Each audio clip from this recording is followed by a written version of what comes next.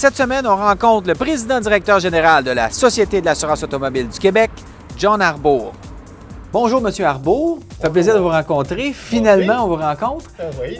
Dites-moi, en 30 secondes, une minute, pourquoi on va être augmenté, nous, les motocyclistes? OK. Le coût total de l'indemnisation des victimes annuelles pour les motos, c'est 144 millions. C'est ce que ça coûte. C'est ce que ça coûte à la société, c'est ce qui a été donné dans le rapport d'experts, c'est ce qui a été donné publiquement, et c'est basé sur une expertise actuarielle de la société dûment vérifiée. D'accord. OK? Fait que le coût, c'est 44. Vos contributions actuelles sont de 35 millions.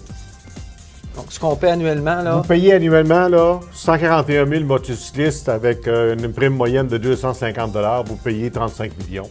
Donc, la perte de la société, c'est 109 millions. Alors, il y a 141 000 motocyclistes.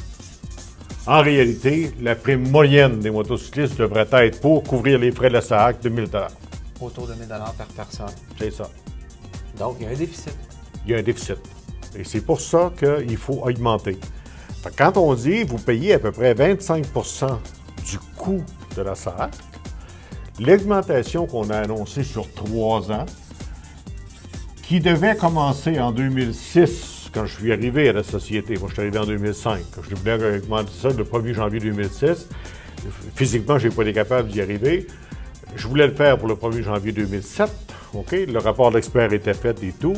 Mais comme on revenait sur le permis annuel, je ne peux pas me permettre le 1er janvier 2007, donc c'est le 1er janvier 2008, pour 3 ans. Qu'est-ce qu'on vise? C'est de faire monter la contribution des motocyclistes à 60 %. Donc, passer de 25 % À 60 % pour payer le système à 60 %. Pourquoi on ne va pas à 100 %? C'est parce qu'on pense qu'il y a trop de fréquences ici et qu'on peut améliorer la sécurité routière. Alors, cette prudence-là, OK, était sage parce que maintenant, on connaît les résultats de 2006 et de 2007 et il y a amélioration du bilan routier des motocyclistes en 2006 et en 2007. Bon. Donc, on va se rapprocher. Après ça, on travaille avec les associations de motocyclistes pour savoir maintenant, une fois qu'on va savoir qui conduit une moto, les papiers comme moi, là, OK, qui ont leur classe 6. Là, Pas moi qui l'a dit, là. J'ai non, rien dit. non, on s'excuse soi-même. Donc, quand on va avoir éliminé ceux qui ont la classe 6 mais qui s'en servent pas, on va savoir qui conduit réellement les motos. Et là, on va essayer de personnaliser la prime selon le risque relatif des segments, soit sur l'expérience, sur l'âge. On va regarder toutes les possibilités.